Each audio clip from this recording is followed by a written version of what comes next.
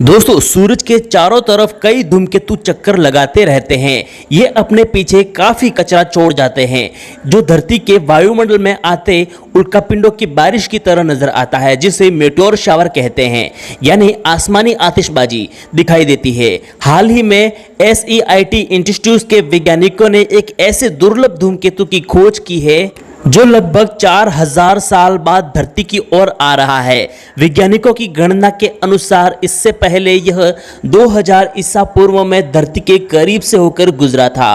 अब 4000 साल बाद फिर से यह धरती के करीब से होकर गुजरने वाला है विशालकाय धूमकेतु, और इसकी तेज रफ्तार के कारण इसके पीछे कई छोटे टुकड़े हवा में टूटकर धरती के वायुमंडल में प्रवेश कर जाते हैं, जिसकी वजह से आसमान में हमें मेटेओर शावर यानी धूमकेतु के टुकड़े गिरते हुए नजर आते हैं। दोस्तों, इस धूमकेतु के बारे में इस वीडियो में पूरी चर्चा करेंगे।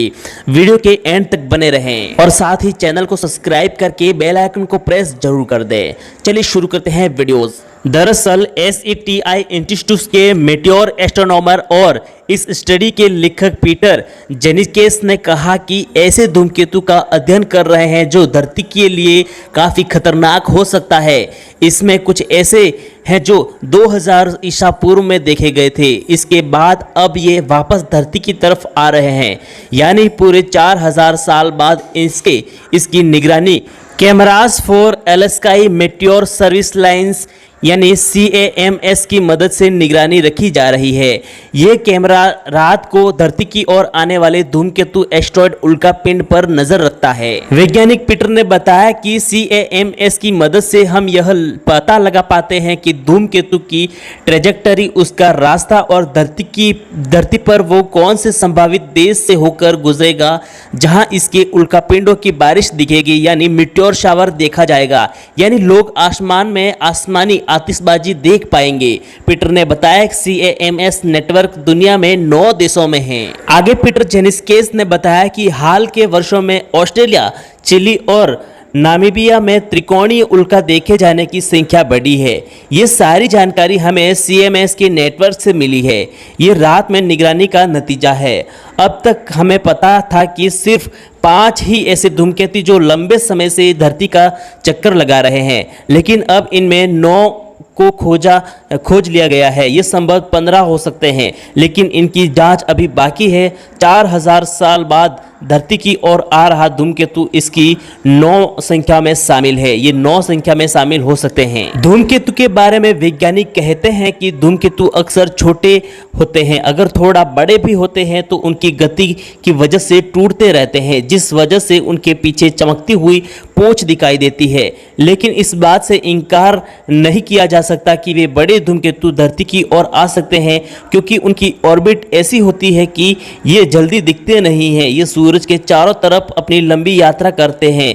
धरती की तरफ आते ही इनकी गति बहुत ही ज़्यादा हो जाती है, जिस वजह से ये धरती के लिए काफ़ी खतरनाक साबित हो सकते हैं। आगे पीटर जेनिकेस ने कहा कि भविष्य में हम CAMS की नेटवर्क को बढ़ाएंगे। अब तक ये 9 देशों में सीमित था, लेकिन अब इसे दुनिया भर में बढ़ाने की कोशिश की जा रही है, ताकि हम सुदूर अंतरिक्ष में धरती की ओर आने वाले धूमकेतुओं पर नजर रख सकें। धरती की तरफ आने वाले खतरनाक धूमकेतु, एस्ट्रॉयड जैसी कई चीजों पर आसमान में इन कैमरे की मदद से नजर रखी जाती है। CAMS की मदद से हमें पता चल पाया है कि धूमकेतु की तेज रफ्तार के पीछे उनके पीछे कई छोटे टुकड़े टूटकर वायुमंडल में प्रवेश कर जाते हैं, जो हमें आसमानी आतिशबाजी की तरह नजर आते हैं, जिसे हम मेटेओर शावर भी कहते हैं। पीटर ने आगे बताया कि कई ऐसे शूटिंग स्टार होते हैं जिन्हें हम सामान्य तौर पर आंखों से देख सकते हैं, लेकिन ऐसे कई स्टार होते हैं जो वायुमंडल में आते ही गायब हो जाते हैं, क्योंकि इनका आकार काफी छोटा होता है। लेकिन अगर किसी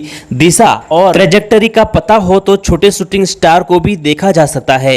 आपके शहर के ऊपर आसमान साफ हो, प्रदूषण का स्तर कम हो या फिर बादल न हो तो इसे आप देख सकते हो। वैज्ञानिकों के अध्ययन के मुताबिक लंबे समय के बाद आने वाले धूमकेतु से होने वाली उल्कापिंडों की बारिश यानी मीटियोर शावर के कई दिनों तक हो सकती है, यानी धरती के बड़े इलाके में आसमानी आतिशबाजी देखी जा सकेगी। यह वैज्ञानिकों के लिए टीम के लिए काफी हैरान कर देने वाला मामला था। इसका अलावा मतलब ये भी है कि धूमकेतु कई बार धरती के ऊपर से निकले हैं, लेकिन इनकी कक्षा में परिवर्तन होता रहता है। वैज्ञानिकों के डेटा के मुताबिक बाद सामने आए कि जो धूमकेतु उल्कापिंडों की बारिश छितराई हुई रहती है उसके पत्थर काफी छोटे होते हैं, यानी एक जगह पर ही नहीं ज्यादा बड़े इलाके में देखा जा सकता है, जबकि बड़े पत्थर वाली बारिश सीमित जगह पर ही दिखाई देती है। छितराई हुई आसमानी आतिशबाजी सबसे पुराने धूमकेतु का तरीका है। ये लंबे समय बाद आते हैं और बड़े समय तक आसमान में आतिशबाजी करते हैं। आज से लगभग 1 साल पहले आसमान में धूमकेतु न्योवाइस देखा गया था, जिस पर कई सारे वीडियोस बनाए हैं और वह लंबे समय तक धरती के करीब दिखाई दिया और लोगों ने आसमान में इसे लंबे समय तक बिना किसी यंत्र के देखा था। दोस्तों, धूमकेतु एस्टेरॉयड जैसे खतरों से रिलेटेड अपडेट पाने के लिए हमारे चैनल को सब्सक्राइब करके बेल आइकन को प्रेस जरूर कर दे, ताकि ऐसे ही वीडियो आपको मिलते रहे। मिलते हैं एक नए वीडियो में, तब तक के लिए जय हिंद।